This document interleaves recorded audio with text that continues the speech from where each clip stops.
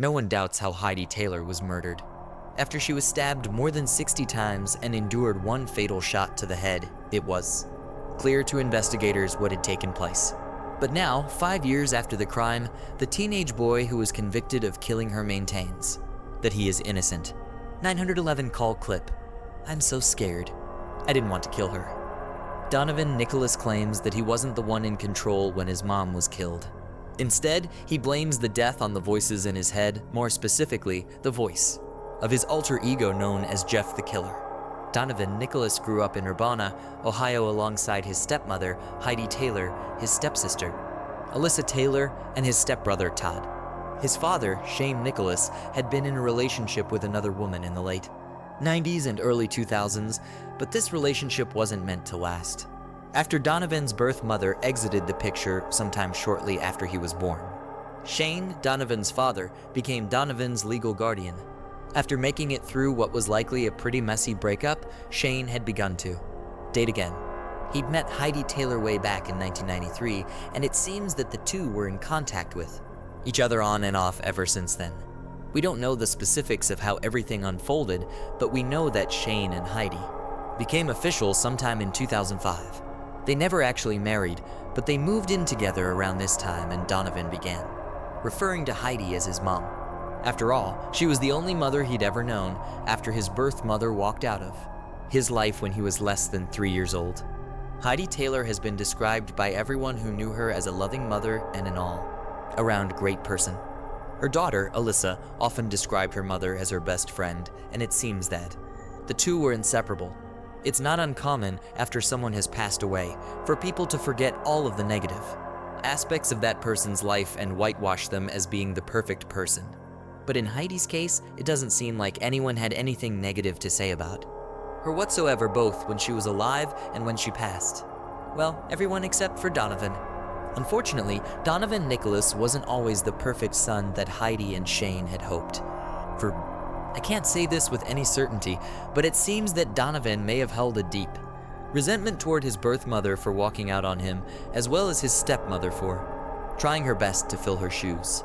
All we know for sure is that Heidi did her best to raise Donovan, spending just as much time with him as she spent with her birth children. Donovan was never considered second-rate, nor was he pushed aside in exchange for the children that Heidi had naturally birthed. But for Donovan, it seemed like whatever Heidi tried, it just wasn't enough. We know the two got into arguments off and on, but I can't tell if these arguments were frequent or if they were the typical arguments that parents get into with almost every teenager. Unfortunately, since this case began to make headlines and become more public, Shane, Donovan's father, opted out of every opportunity for an interview or a public comment. I'm really doing my best here to piece together what Donovan's early life would have looked like, using clues I've found in public records and on social media. But without Shane being around to confirm all of this, it's really nothing more than conjecture. With that said, from the outside, the Nicholas and Taylor household appeared to be your average American family. Everyone was happy most of the time, and they lived on a decent enough income to make ends meet and keep everyone satisfied. And for a small family in Urbana, Ohio, that's about all you could ask for. A dirty little secret.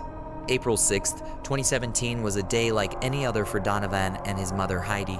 They were hanging out at the family's home that day, with Donovan being busy on his phone, while Heidi attended to other things around the home.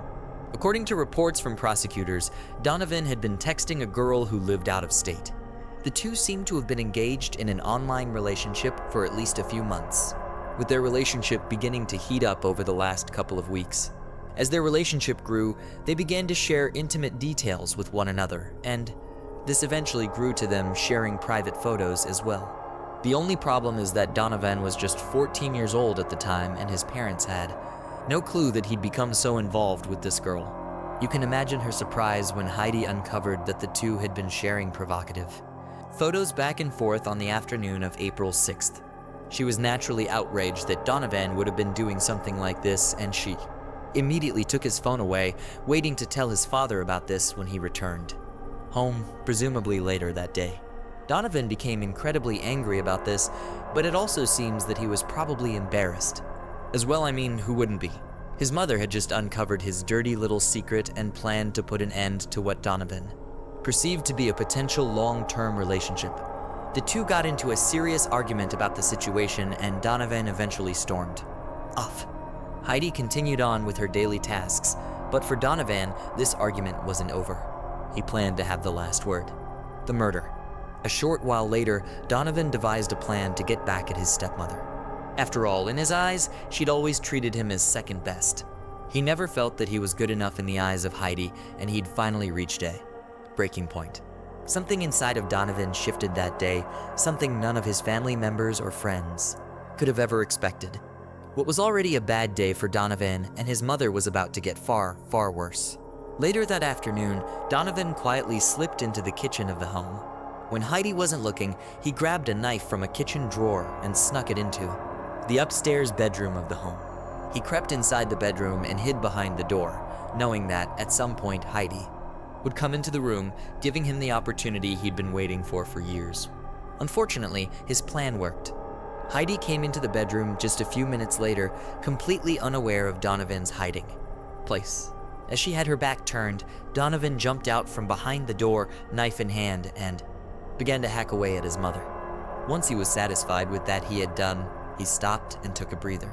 His mother tried to escape to a different room of the home, but Donovan soon followed and began attacking her again.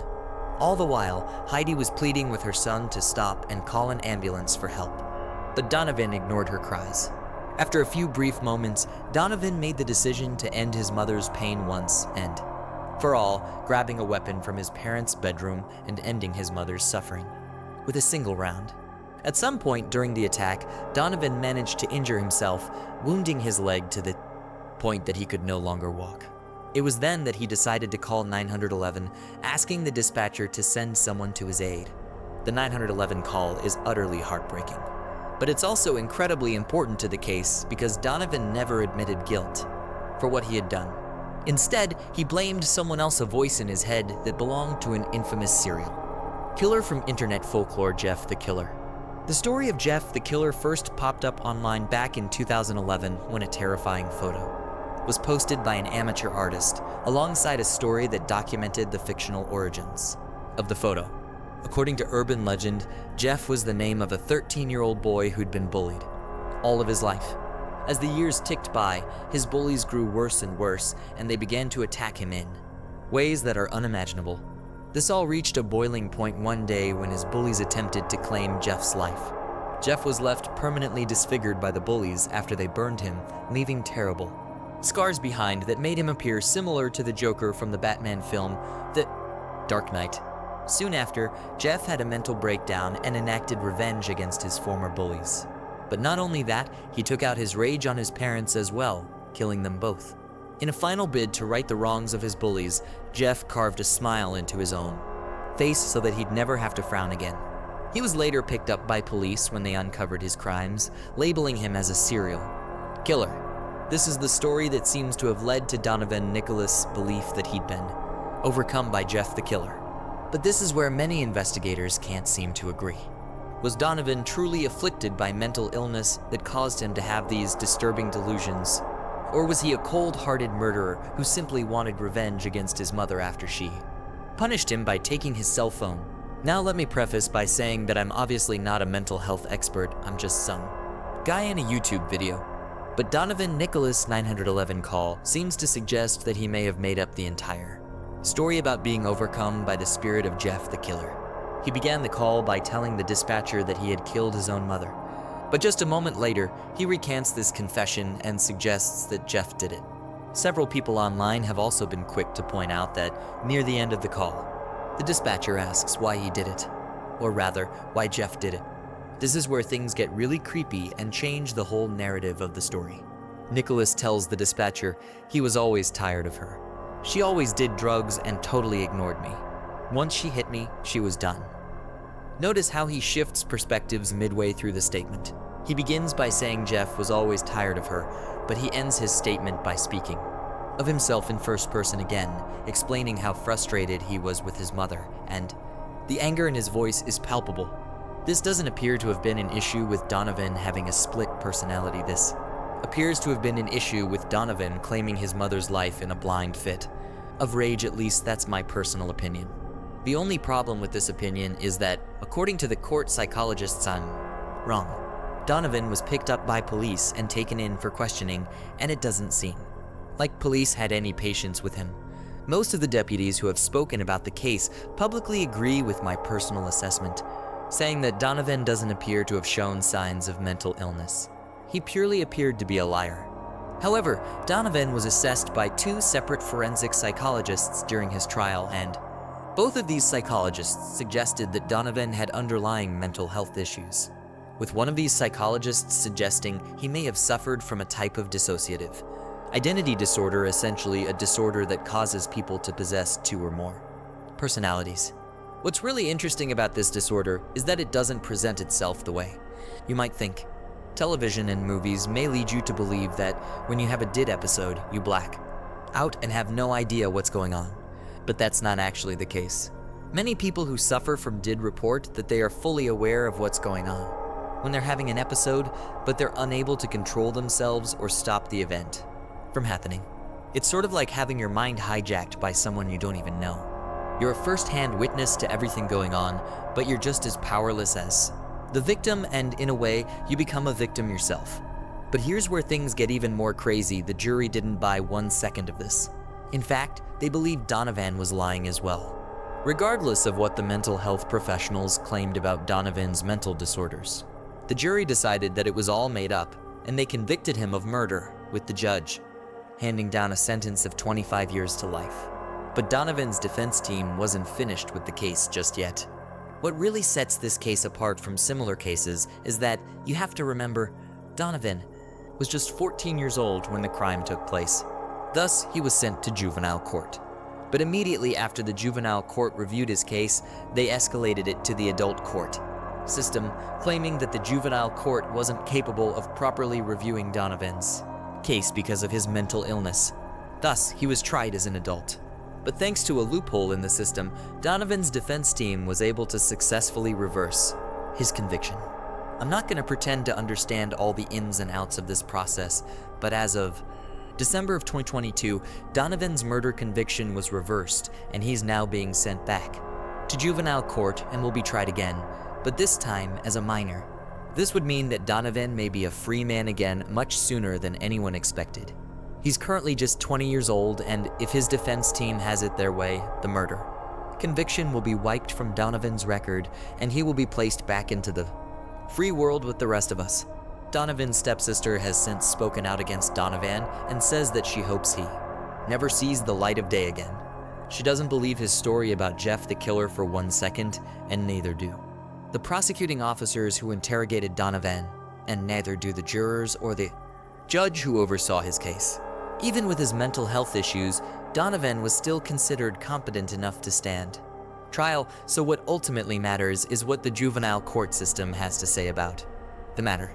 With all of this said, you guys now know where I stand, and you've heard my opinion on the matter, but I'm extremely curious to know what you think. Do you feel like Donovan was telling the truth, and he truly did become a victim of his own mind? Or do you feel like he made the whole thing up as a way to get back at his stepmother and get away with his crimes? While we wait on this all to be resolved in the coming months, I'm anxious to know what you guys make of this, so be sure to share your thoughts below. But with that, I thank you guys for tuning into another episode of True Crime Stories. If you like the channel and want to help it grow, the best way you can do that is by hitting the like button and leaving a comment below. Your comments help out much more than you might realize, and they let the algorithm know that you're interested in these videos, letting YouTube know that others might want to watch as well. But with that, I thank you guys so much for watching. My name is Oliver, and I'll catch you guys in the next video.